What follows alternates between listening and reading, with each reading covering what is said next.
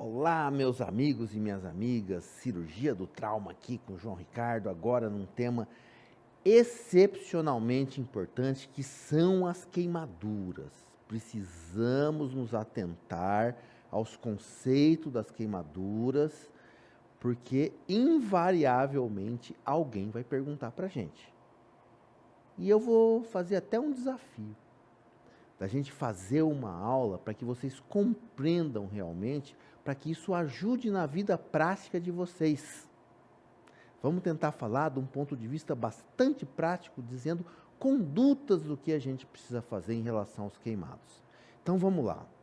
Gente, a queimadura acontece com uma grande frequência, principalmente nos sistemas de idade, as criancinhas, os vovozinhos, porque muitas vezes eles não têm a capacidade cognitiva para entender. Então, eles estão sujeitos maiores a esses agentes. E a queimadura, sim, ela tem a perda da integridade fisiológica da pele. A pele é o nosso maior órgão do organismo e ela tem uma função muito grande, não é só de proteção e revestimento. Ela tem uma função imunológica muito grande. Ela tem uma função de regulação corpórea muito grande. E quando nós temos uma perda extensiva da pele, nós temos reflexos fisiopatológicos muito importantes, que vão ser relacionados à permeabilidade capilar, com transsudação de líquido, isso levando a distúrbios hidroeletrolíticos, resposta metabólica ao trauma e desencadeio de toda aquela cascata mediada lá pelos corticosteroides, pelas adrenalinas. Esse paciente vai ter também alterações infecciosas, aliás, é o que mais mata, porque eu perdi um revestimento cutâneo, uma defesa imunológica, sem contar com outras situações, como, por exemplo, a desnutrição. E que causa a queimadura? O fogo. Mas não é só o fogo que causa a queimadura. Nós temos outros agentes, como também agentes químicos, álcalis, ácidos. O fogo é agente físico, mas eu tenho outro agente físico, que é a energia elétrica, além do que a radiação. Então, atentos a esses mecanismos, atentos a essas consequências fisiopatológicas. Então, vamos entender aqui a pele. Todo mundo sabe, epiderme, derme e depois hipoderme. E tem uma relação da queimadura e da importância e da regeneração cutânea de acordo com a espessura dessa pele que foi queimada. Se eu tenho uma espessura parcial, uma espessura total. E tem uma coisa que a gente tem que chamar a atenção. Estão vendo aqui a epiderme? É a camada superior, ela se regenera.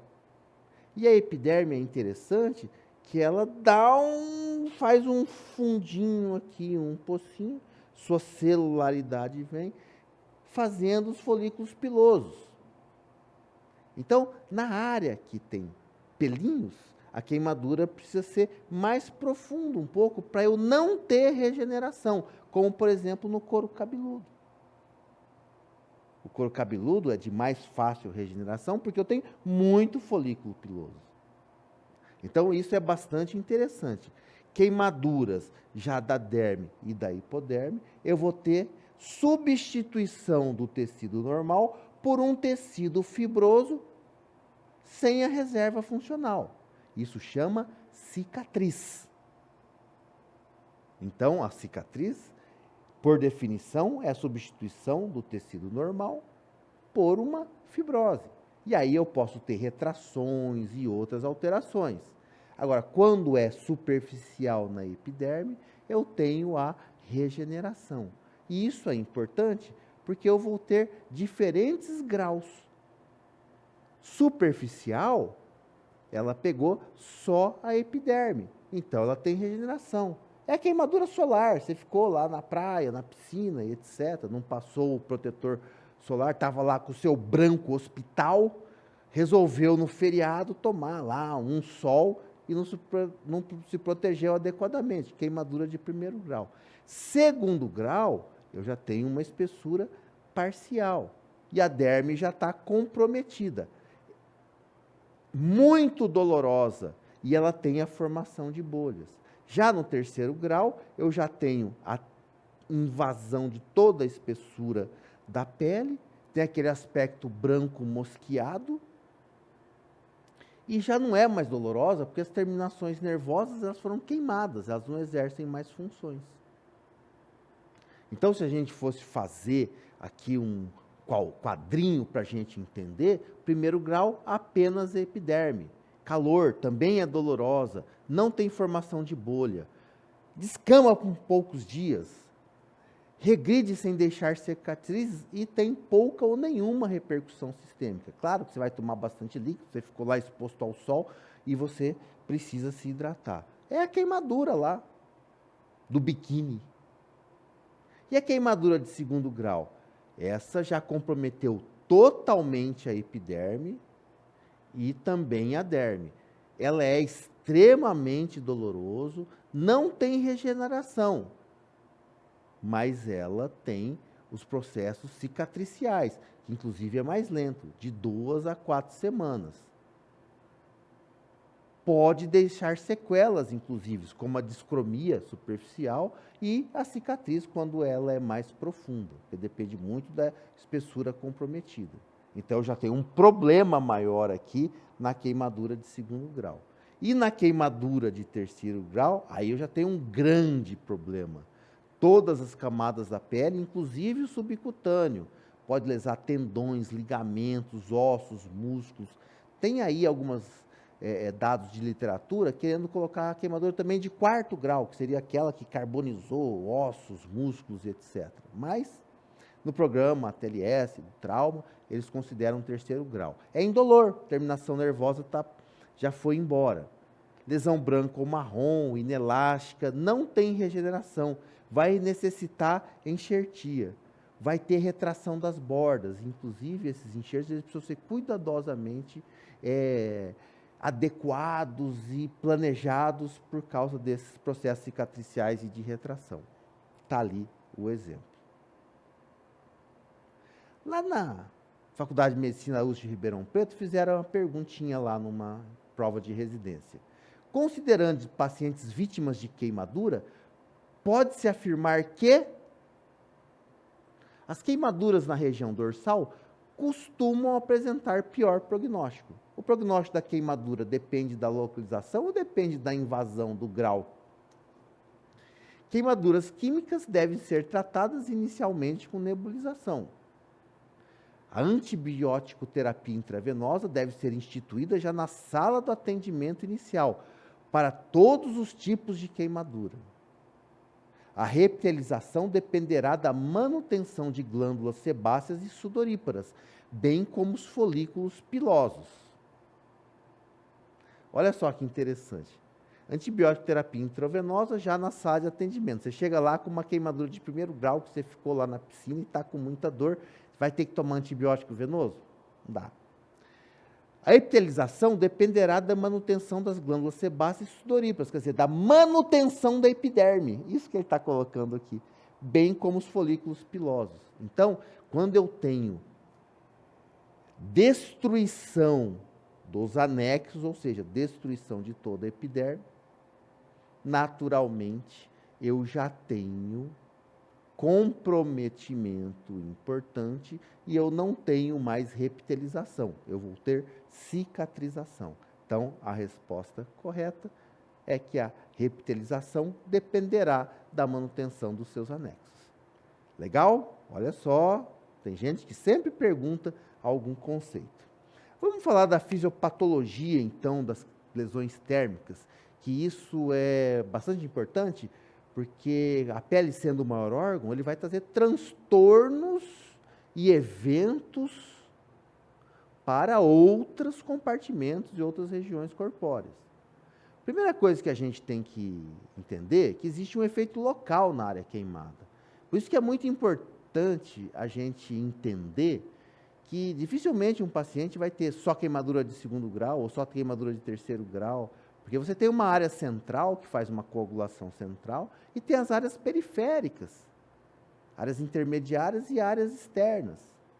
Então, a zona de coagulação central são tecidos do centro da queimadura que estão inviáveis. Então, já era. Na estase intermediária, inicialmente eu tenho uma dilatação dos vasos e depois de 24 a 48 horas eu tenho uma zona lá de coagulação e de repente ela pode ser até reversível. E por fora a hiperemia é externa, que a gente vê apenas tecidos edemaciados, na verdade funciona quase como uma queimadura de primeiro grau. Agora, falando dos efeitos sistêmicos, nós temos que lembrar o seguinte, que a queimadura ela desencadeia uma resposta inflamatória muito grande, inclusive a resposta metabólica ao trauma.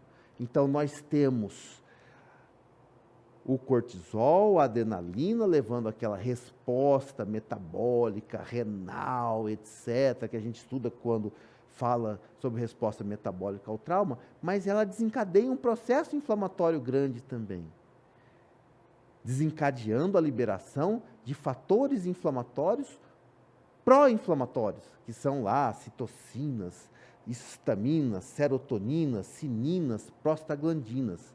E elas vão levar ao quê? Aumento da permeabilidade, o extravasamento de plasma para o extracelular.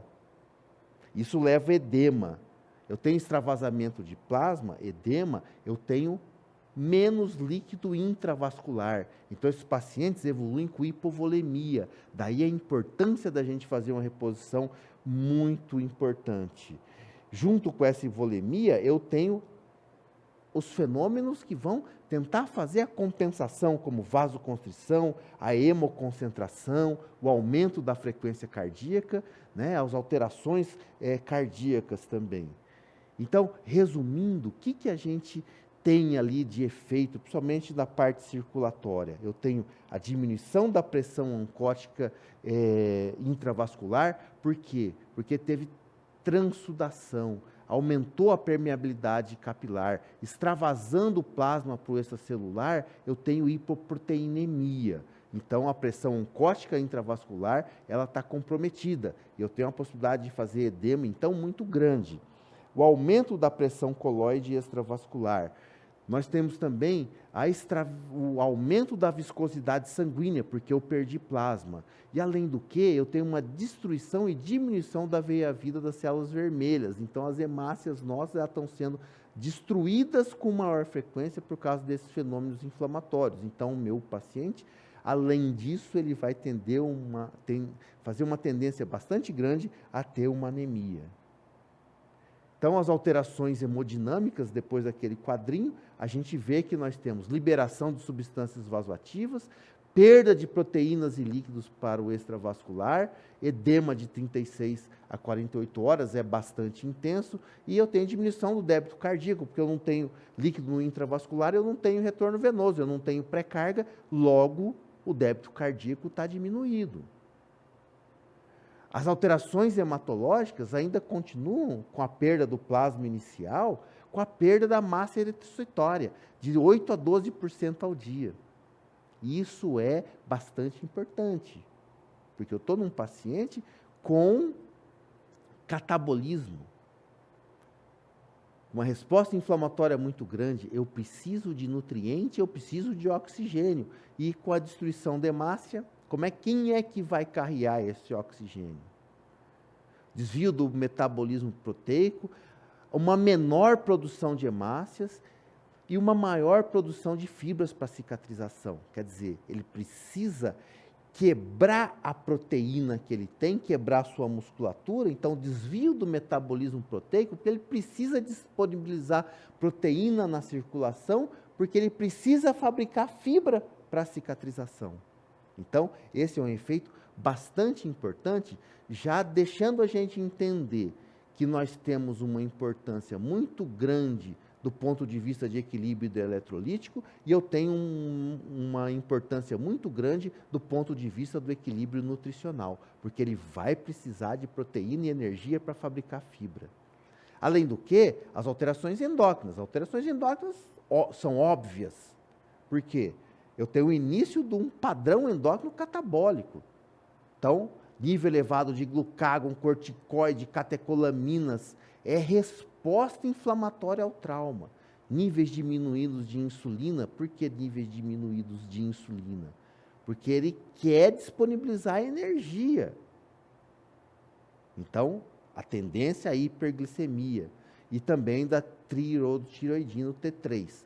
E após a hidratação, a compensação do processo, claro, o paciente já está melhor, eu tenho a inversão do catabolismo e o início do anabolismo, como é qualquer resposta inflamatória, tanto a trauma cirúrgico, a politraumatizado, tudo aquilo que a gente verifica quando a gente estuda alterações metabólicas ao trauma. Nós temos, então, alterações gastrointestinais, quer dizer, estou precisando de substrato energético, de comida, e além do que, acima de 25% da área queimada, eu tenho írio paralítico. Só vai retornar a peristalse depois do 3º a 5º dia. As alterações imunológicas são a principal causa de morte, com as infecções, porque tem uma perda da barreira natural da pele, tem necrose, depressão imunológica. Além do que, se esse paciente ele tem distúrbio eletrolítico, ele funciona como um chocado, eu tenho uma predisposição, uma avidez ali para eu fazer translocação bacteriana e ele eventualmente pode aí estar num processo infeccioso bastante importante. Então você vê que a queimadura, ela não é só uma lesão na pele. Ela, claro, depende da extensão para os efeitos fisiopatológicos serem maiores, mas eu tenho uma cascata de eventos envolvendo que eu preciso ficar muito atento. Qual dos exemplos a seguir apresenta maior taxa de catabolismo proteico, ou seja, está quebrando proteína? É o jejum prolongado não complicado, greve de fome, prolongado não complicado. É uma broncopneumonia no desnutrido, que ele também está em catabolismo, fratura do colo do fêmur no idoso, pós-operatório de transplante cardíaco ou queimadura extensa de 3º grau. Quem consome mais energia? Quem tem o maior fator injúria? O campeão de fator injúria é a queimadura extensa do 3º grau. Outro campeão de injúria, catabolismo, é o paciente séptico. Eu falo, são os nossos maratonistas. Se a gente fosse comparar o fator injúria, que é aquilo que dá um plus na nossa necessidade nutricional, que a gente pega assim, eu tenho... O que eu preciso de nutrição por dia? Eu preciso do metabolismo basal mais o fator injúria. Se meu fator injúria é uma gripe, metabolismo basal, mais um pouquinho. Se o meu fator injúria é uma maratona, ou seja, o grande queimado, ou um séptico, eu preciso de muito mais. Então, dessas situações, quem mais consome energia é a queimadura extensa do 3º grau. Bom, entendido isso, essas alterações metabólicas, e eu acho que vale a pena a gente perder esse tempinho, que na verdade a gente não perde, a gente ganha, porque a gente precisa entender a queimadura como um processo sistêmico. Vamos falar agora especificamente da queimadura e da abordagem inicial que a gente faz para esses pacientes.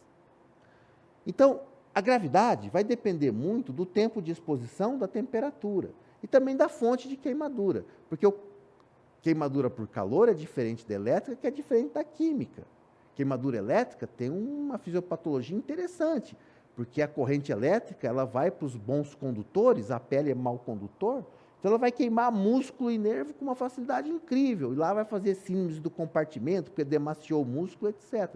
E a pele parece que é um buraquinho aqui na entrada e outro na saída. O queimado tem aquela coisa da gente inalar a temperatura, o calor, e eu fazer lesões das vias aéreas. O químico já é o seu contato. E a gente tem que lembrar que o nosso queimado, ele tem que ser avaliado como um politraumatizado qualquer, mesmo porque ele pode estar envolvido numa queimadura depois de uma explosão de uma bomba, de um bujão de gás e etc., e ele pode ter as outras lesões, pneumotórax, abdômen hemorrágico, TCE e assim por diante. Então, ele é um politraumatizado qualquer, e as prioridades dele são as mesmas. Então, a via aérea, a proteção da coluna cervical, é a prioridade do queimado, qualquer outro politraumatizado. A hipóxia é a causa mais frequente de morte no incêndio. E lembrar que quando a gente se intoxica por gás carbônico, a gente faz uma chamada carbohemoglobina, que ela tem uma afinidade 200 vezes maior do que o oxigênio lá na hemoglobina. Então, o que acontece? Ela não carrega oxigênio, carrega só gás carbônico. Então, isso pode levar ao óbito. Então, grande parte desses óbitos são por causa da hipóxia. E a hipóxia, muitas vezes, mediada porque a nossa hemoglobina está ocupada com outras coisas que não o oxigênio. Esse paciente normalmente tem cefaleia, vômito, acidose, sonolência. Então, o que a gente precisa fazer? Administrar oxigênio e tentar diminuir essa carbohemoglobina para menos de 20%. Claro que seria interessante a gente fazer a dosagem, nem sempre ele está acessível. Uma outra coisa importante que a gente tem que falar, e isso, gente, tem que ficar muito incutido na cabeça de vocês, é a lesão por inalação, porque esse paciente inala a temperatura, o calor, e a mucosa, ela é suscetível. Então, acontece uma situação interessante. Com essa queimadura da mucosa, vamos chamar assim, pela inalação do calor, nós vamos ter um grande edema na nossa mucosa. Um grande edema suficiente para que na hora que ele fizer uma apneia, uma obstrução da via aérea, você coloca o seu laringoscópio e você não consegue entubar, porque você já tem uma perda dos seus parâmetros anatômicos para intubação. Então, o correto é você identificar se esse paciente tem uma lesão por inalação, assim que a gente chama, e antes dele fazer a apneia, todo esse edema, você já garantiu uma via aérea definitiva, mesmo que esse paciente ainda esteja falando. Então, o queimado é uma exceção lá da nossa via aérea.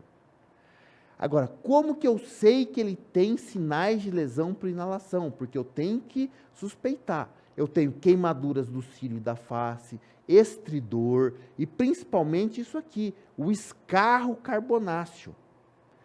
Esse paciente merece uma intubação precoce, como foi o caso desse paciente. Está com a barba queimada, olha a queimadura mosqueada aqui na pele, no colo dele. Então, eu preciso identificar a lesão por inalação e já proceder com uma intubação precoce. Ah, mas ele está acordado. Ué, vamos fazer a sequência de intubação com drogas, ou a sequência de intubação rápida, como era chamada.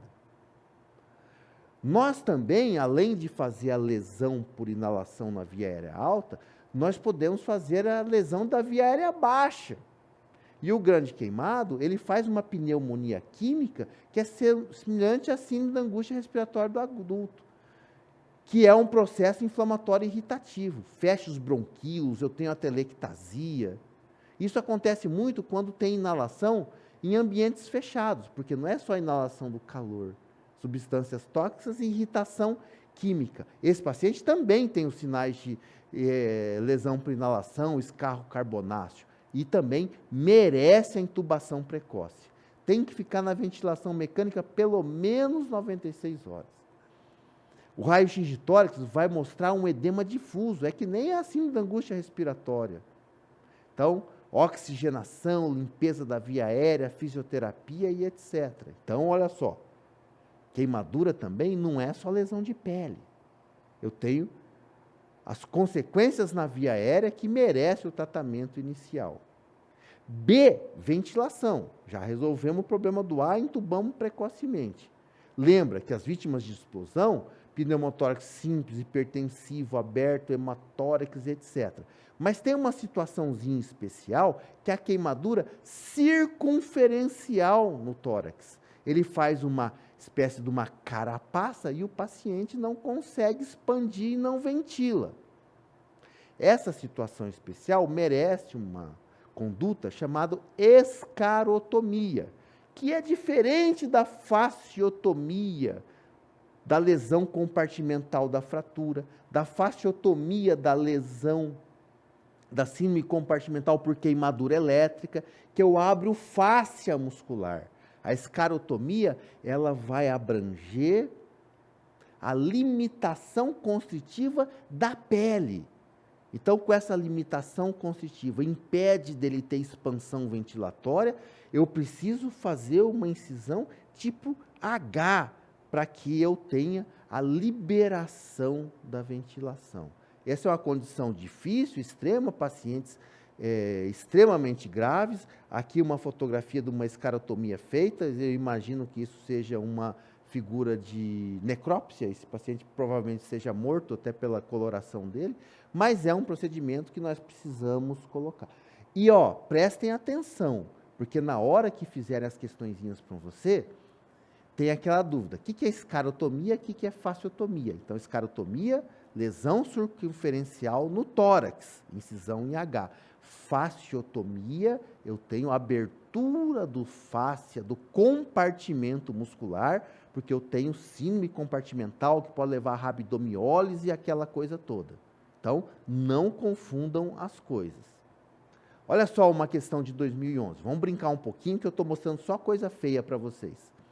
JJS é retirado do seu apartamento em chamas após a explosão do botijão de gás. Apresenta vibrícias nasais chamuscadas, taquipneia, rouquidão e escarro carbonáceo. O diagnóstico mais provável essa é a questão clássica da lesão por inalação.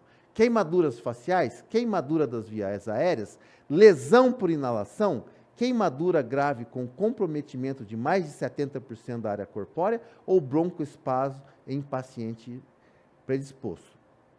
Gente, apesar da gente saber que a lesão de inalação é consequência da queimadura da via aérea, o nome correto, o nome técnico é lesão por inalação, porque ele está considerando não só a queimadura, mas os eventos fisiopatológicos que detêm isso, carbohemoglobina, aquela coisa toda. Então, é um paciente que tem lesão por inalação. Vamos lá, vamos continuar. Falamos do item A, via aérea, falamos do item B, respiração, e vamos falar aqui do nosso item C, na avaliação inicial, que é a circulação. Bom, falamos dos eventos fisiopatológicos, perdeu a proteção da pele. Perdas para o terceiro espaço, hipovolemia. Então, eu preciso fazer uma reposição volêmica mais agressiva. Só que ela é baseada em alguns conceitos. 2 acessos calibrosos periféricos, legal, no mínimo 18. Interessante que a pele pode estar queimada. Segundo grau, primeiro grau, você pode pegar a sua veinha sem problema. E para eu fazer a reposição volêmica, é bastante importante eu saber a superfície corporal queimada. Porque as fórmulas de reposição volêmica, elas levam em consideração o peso da vítima e também a área superficial queimada. Agora, quando eu faço o cálculo da área superficial queimada, eu desconsidero as queimaduras de primeiro grau. Eu considero apenas queimaduras de segundo e terceiro grau. E existem algumas regras estimativas para a área queimada. Mas o que a gente vê de mais frequente, mais aceita, é a regra dos 9 de Wallace, que significa, como se a mão, o punho fechado fosse 1%, mas é a mão da vítima, tá? Não é a minha mão aqui numa criancinha, a cabeça já estava quase que inteira. Então, a regra dos 9, adulto, cabeça, 9, 4,5 na frente, 4,5 atrás. Tronco, 9 do tórax anterior, 9 do tórax, do abdômen anterior, nas costas, 9 da região dorsal, 9 da região lombar. Membro superior, 9, 4,5 na frente, 4,5 atrás. Membro inferior, 9 na frente, 9 atrás. Períneo, 1%. Então, isso é para o adulto. Na criança, tem uma diferença, porque o perímetro cefálico da criança, proporcionalmente, ele é diferente do que no adulto. Então, a criança tem a cabeça mais volumosa. 9 na frente e 9 atrás. Tronco, continua a mesma coisa. 9 para o tórax anterior, 9 para o tórax posterior, etc. Membros superiores, exatamente a mesma coisa. Quem que perde para ganhar o perímetro cefálico? Quem perde é o membro inferior, que ao invés de 18%, anterior e posterior, nós temos 13,5%. Dessa forma, nós temos uma distribuição diferente na criança que a gente tem que levar em consideração. Tudo bem, já sei calcular a área queimada. Então, vem lá o enunciado da questão.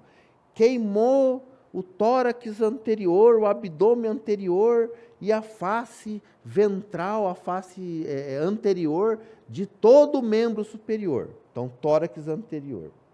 Abdômen anterior, 9 mais 9, 18. Braço, só o anterior, o posterior não, 4,5. 18 mais 4,5, 22,5. Beleza? Esse é o lance da fórmula de Wallace. E aí, calculado isso, eu transponho para uma outra formulazinha chamada de Parkland, que vai me dar o volume e a maneira de eu fazer a reposição volêmica. O que diz a fórmula de Parkland? Que eu vou dar 2 a 4 ml de solução cristalóide, Ringer lactato ou soro fisiológico, vezes o peso, vezes a superfície da área queimada. Então, imagine lá, 20% da área queimada. 2 a 4 ml, vezes o peso. Vamos imaginar que a nossa vítima tenha 100 quilos, eu tenho 80, então não é 100. 100 quilos vezes o 20. 20 vezes 100, 2.000. 2 a 4, eu vou fazer os meus cálculos de reposição. E o interessante é o seguinte, que eu faço nas 24 horas. Primeiro, a metade, nas primeiras 8 horas da queimadura. Não, ele queimou 6 da tarde.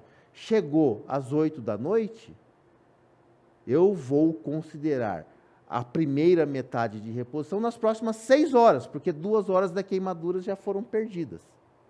E a outra metade nas 16 horas seguintes. Vamos monitorizar o débito urinário no adulto meio a 1 ml por quilo-hora, na criança 1 ml por quilo-hora, como é normal, para a gente ter efetividade. A 10ª edição do programa TLS está meio pé no freio com reposição volêmica, por causa de edema pulmonar, líquido por terceiro espaço, resposta inflamatória. Então, nós, na 10ª edição, vimos que 2 a 4, vamos deixar por 2? Mas, oficialmente, o 4 da fórmula de Parkland não caiu ainda, mesmo porque a fórmula é dele, não é do programa TLS.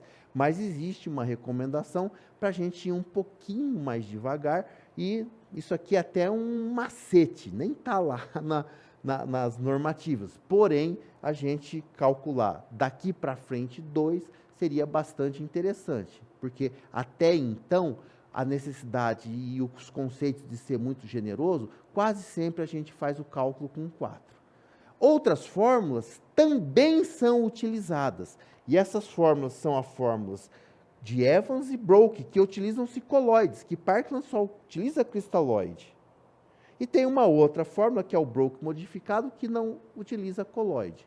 É interessante a gente saber que existe, porque alguém pode dizer assim, mas outras fórmulas e tal, mas a fórmula realmente clássica é a fórmula de Parkland. Então, se a gente for colocar um paralelo aqui, isso tem no livro de vocês, eu não vou me delongar muito aqui, então, o Evans e o Broke usam coloides, 1 ml por quilo, por porcentagem de área queimada, e o Broke 0,5 ml por quilo por porcentagem de área queimada. O programa a TLS acha que não há grau de evidência 1 para você usar coloide, então o Ringer lactato aqui, já vem aqui com 2 ml por quilo, na forma de Parkland, seria bastante interessante, e para você monitorizar o seu débito, né, sempre tentando lá os 50 ml hora, isso aí seria bastante interessante no adulto, né? Mas a gente pode usar, né, 0,5 ml por quilo-hora ou 1 ml por quilo-hora na criança, que é uma outra maneira bastante interessante. Vamos brincar de fórmula de Parkland um pouco, que é muito frequente aí nas nossas questões. Uma paciente de 25 anos, 50 quilos, é admitida no pronto-socorro com queimaduras de terceiro grau em 18% de superfície corpórea, segundo grau em 32% e de primeiro grau em 20% de superfície. A administração de líquido nas primeiras 8 horas, após a queimadura, pela fórmula de Parkland, será no volume total de... Onde que está a pegadinha aqui? A pegadinha aqui está no grau da queimadura, porque eu devo desconsiderar o primeiro grau. Então, ela queimou quanto, essa moça? Ela queimou 18% mais 32%. Isso dá um total de 50%. Então, 2 a 4 ml vezes o peso, 50. Vamos calcular com 4. 4 vezes 50 é 200. Vamos colocar 50%. 200 vezes 50 vai dar 10 litros, gente. E ela quer saber, pela fórmula de Parkland, nas primeiras 8 horas, se eu for colocar 4 litros, vai dar 10 litros. Se eu colocar 4 ml, vai dar 10 litros. Se eu for colocar 2 ml, vai dar 5 litros. Então, nas primeiras 8 horas, que é metade, se eu for fazer 4 ml, vão ser 5.000 ml ou 5 litros. Se eu for fazer 2 ml por quilo, vão ser 2.500 ml nas primeiras 8 horas de cristalóide. 50 quilos tem essa moça. Então, o volume total de 1.800 ml, 3.200, 5.000, bom, se eu calcular 4 ml por quilo por área corpórea, é 5.000. 7.000? 5.000, porque ele perguntou nas primeiras 8 horas, ou seja, metade. A alternativa correta, 5.000 ml. Olha, é muito frequente a gente observar questões sobre fórmula de Parkland. E o D e o E, o neurológico, lembra que a confusão mental pode ser por perda de líquido, que vai levar à hipotensão, mas também por hipóxia. Mas lembra que as explosões, as lesões elétricas podem levar a TCE. Explodiu lá no poste de luz, bateu lá no chão a cabeça, quando caiu do poste e fez TCE. O exame neurológico é o mesmo, glagos e pupilas. O que eu faço em relação ao TCE? Mesma coisa, prevenir a lesão secundária, o tratamento do TCE continua o mesmo, com essa particularidade que para manter um estado hemodinâmico no queimado, eu preciso ter esses cuidadozinhos aí com a reposição volêmica. E lembrar das lesões de inalação, que merecem a oxigenação bastante importante para eu manter lá meus neurôniozinhos funcionando. E o E, a exposição com prevenção da hipotermia. E a prevenção da hipotermia, ele já está queimado, gente. Como é que eu vou falar em hipotermia no queimado? Mas ele perdeu a superfície de proteção. E ele estava queimado lá no momento da queimadura. Agora, ele está sem um mecanismo regulador muito importante. E ele entra numa sala com ar-condicionado. Ele pode predispor a você fazer uma hipotermia. Alguém deu um banho gelado nele, porque achou que água gelada resolvia problema de queimadura. Então, no queimado, a hipotermia também é um problema. E eu tenho que manter esse paciente aquecido. E lembra que hipotermia leva a coagulopatia. Então, gente, eu preciso calcular isso. Eu tenho que remover as roupas e os agentes térmicos. O resfriamento em água fria não é gelada, é apenas com lesões muito pequenas. Eu tenho que envolver a vítima com toalhas secas, até no intuito de aquecer. E lembra, na queimadura elétrica, e como também na queimadura por temperatura, remover a vítima da fonte de energia. Na queimadura química, eu preciso irrigar exaustivamente. Aliás, queimadura química é um problema. Ectoscopicamente, parece que é superficial, mas ela sempre é mais profunda do que você imagina. Então, a remoção líquida exaustiva, lá o soro fisiológico, lavando, é bastante importante. E lembra desse conceito, gente. Ele tem que ter Ringer lactato aquecidinho, da mesma maneira que os outros politraumatizados, porque, inclusive, a hipotermia é um problema no queimado. E outra coisa interessante, tem substâncias como bijuteria, joias, metálicos, que eles são transmissores de calor. Então, isso tem que ser removido do corpo dessa vítima. Assinale a alternativa em relação à queimadura e assinale a incorreta. A queimadura grave leva a hipermetabolismo e imunossupressão. Era para assinar a alternativa incorreta. Olha lá, não confunda. Então, a queimadura, hipermetabolismo e imunossupressão. Correto. No hipermetabolismo da queimadura, há gliconeogênese, lipólise periférica e proteólise. Formou glicose a partir de outro substrato, queimou gordura, quebrou a proteína para produzir fibra. Será que isso acontece no queimado? A fase pré-hospitalar não faz parte do tratamento inicial da queimadura. Ah, é? Muito interessante. Quer dizer que eu chego lá no queimado, corpo de bombeiros, etc., está lá a vítima, se tiver lesão por inalação, no entubo, eu não vou garantindo já um acesso venoso, eu já não vou começando a hidratação, eu não protejo ele com hipotermia, quer dizer, no pré-hospitalar eu não faço nada. Para a reposição volêmica, pode utilizar-se a forma de Parkland, pode e deve. As taxas de complicação associadas à lesão por inalação diminuem quando há diagnóstico e manejo precoce. Isso é muito importante. Lesão por inalação, escarro carbonáceo, tubo na goela, porque ele vai ter um prognóstico melhor. Então, a alternativa errada é que no pré-hospitalar a gente não deve fazer nada. Isso aqui é até absurdo. Não precisa nem saber nada de queimado para acertar uma questão dessa. Vamos falar um pouquinho agora das queimaduras específicas, como o uso de antibióticos, tratamento.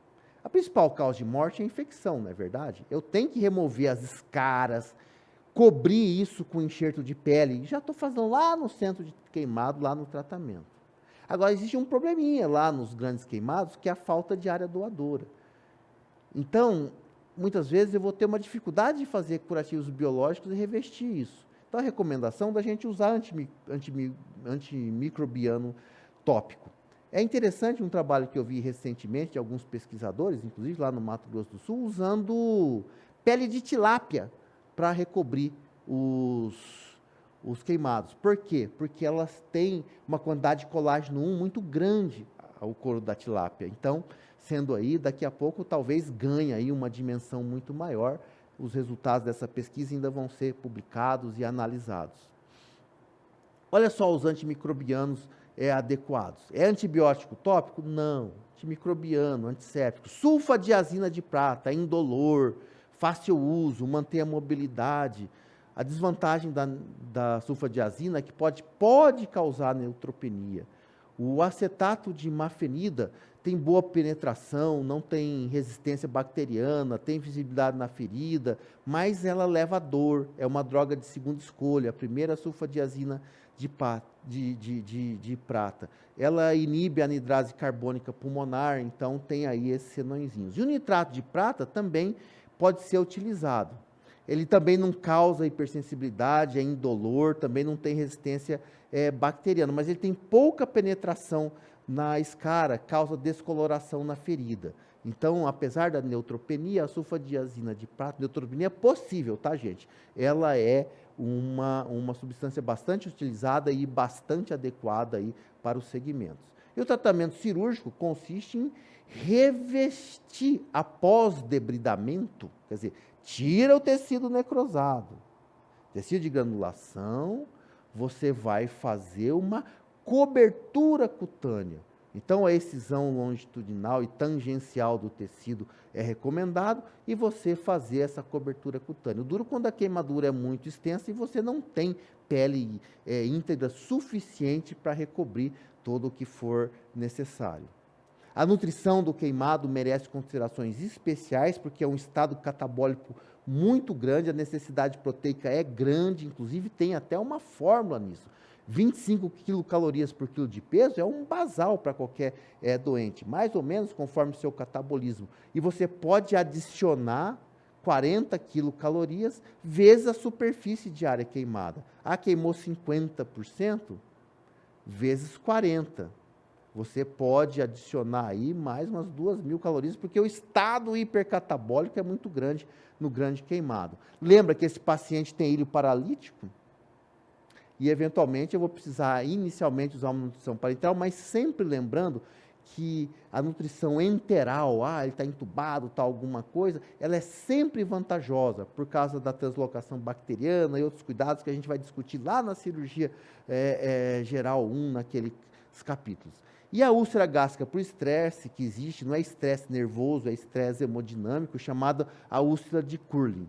E ela merece uma profilaxia com protetor gástrico.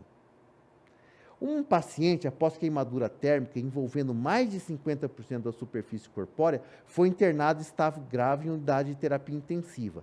Após todos os cuidados referentes à queimadura e à hidratação, o paciente evoluiu com hemorragia digestiva alta.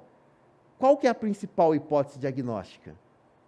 Acabei de falar, é a úlcera de Curlin. Você vê, sempre tem alguém perguntando. Vamos falar, para terminar aqui, as queimaduras tipo específicas da queimadura elétrica. Ela tem uma porta de entrada e saída.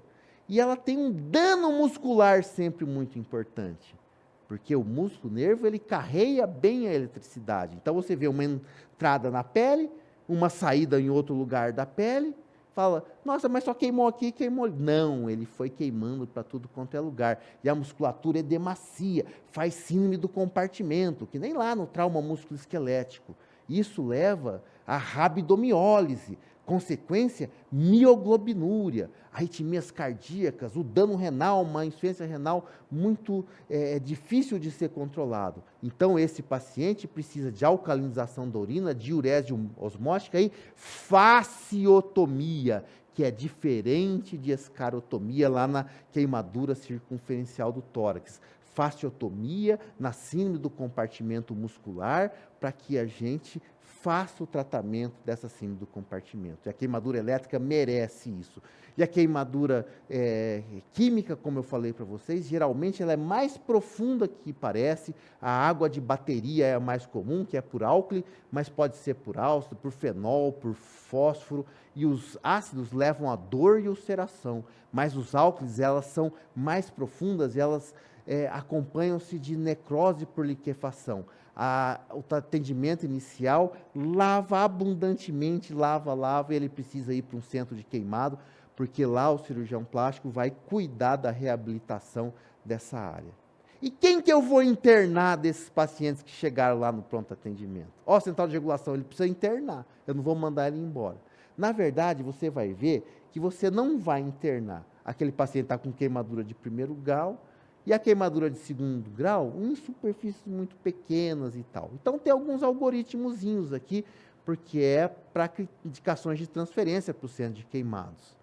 Segundo e terceiro grau, acima da 10%, se a idade for menor que 10 ou maior que 50, ou maior que 20% de superfície em qualquer idade. Segundo e terceiro grau com lesões funcionais na face, nas mãos, retração de mão é muito importante, pé, genitália, períneo ou grandes articulações. Terceiro grau acima de 5% de superfície corpórea, as queimaduras elétricas pelo potencial da rabdomiólise, a lesão inalatória que precisa ser entubado, a queimadura circunferencial que às vezes merece uma escarotomia, pacientes com doenças associadas, é um cardiopata, é um diabético, é um hipertenso, um DPLC descontrolada, associadas a trauma, porque ele precisa ser verificado o atendimento inicial total politraumatizado, ou o hospital não tem condições de absorver esse doente. Eu não posso ficar com esse hospital aqui, eu preciso transferir para um centro de queimados. Então, vai sobrar pouca coisa para a gente fazer ambulatorialmente. Bom, gente, vamos fazer aqui uma questão para fechar com chave de ouro. A queimadura elétrica pode não produzir lesões cutâneas extensas, mas suas consequências sistêmicas podem ser exuberantes, especialmente do ponto de vista cardiológico e renal. A ocorrência de insuficiência renal na fase aguda de uma queimadura desse tipo pode ser explicada principalmente por propagação da corrente elétrica no rim, lesão tubular térmica, mecanismo arritmogênico com diminuição do débito cardíaco ou rabdomiólise secundária à corrente elétrica com posterior mioglobinúria, quer dizer, por causa da síndrome do compartimento. tranquilo a alternativa D. Bom, fechados 50 minutos desse bate-papo sobre queimaduras, eu tenho certeza que vocês estão com uma outra visão e vocês vão dar banho em quem é que for. Aquele grande abraço, boa sorte e até o próximo.